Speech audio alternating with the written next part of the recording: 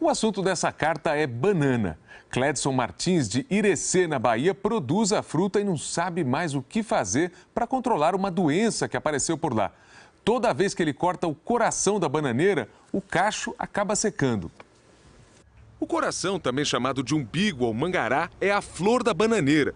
E se não for cortado, rouba a energia da planta e os frutos não se desenvolvem bem. Cledson olha a solução que a Ellen Martins foi buscar em Santa Catarina. Esse cacho de banana tem o mesmo problema na fase inicial. Repare que aqui só uma pequena parte do cacho secou. Cledson, apesar de ser um problema que está te trazendo prejuízo, a solução não é difícil. Quem vai nos explicar como resolver o seu problema é o agrônomo Robert Hintz. Dr. Hintz, o que está acontecendo lá na produção do Cledson?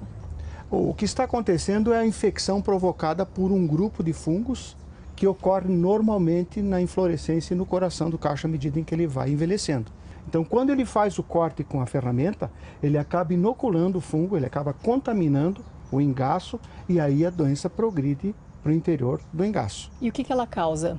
Ela causa seca, ele vai invadindo os vasos condutores e vai contaminando o tecido. Esse tecido vai morrendo e vai provocando então a morte do tecido em relação ao interior do cacho. Como é que o Cledson pode resolver esse problema? É uma questão de manejo, é uma questão de como ele vai retirar o coração. Em plantas baixas, nós recomendamos que o coração seja quebrado no momento em que cabe uma mão entre a última penca e o coração. No caso do Cledson, que tem banana prata, é possível fazer essa quebra manual? Não. Ele pode fazer, se a planta não for muito alta, através de escadas ou se não tendo uma ferramenta adequada. Então o corte ele tem que ter um cuidado muito grande para evitar que o corte seja feito em bisel. Quanto mais inclinado o corte, maior é a área de exposição do engaço. Maior é a contaminação, então ele vai evoluir muito rápido. Ele tem que procurar cortar ele o mais horizontal possível. Cledson, então preste atenção. O corte em bisel é esse aí, na diagonal. Não deve ser feito. O correto é, antes do corte, fazer a limpeza da falsa penca, eliminando os dedos e deixando apenas um. E depois cortar na horizontal, desse jeito. Ainda assim, não pode entrar fungo por esse corte horizontal?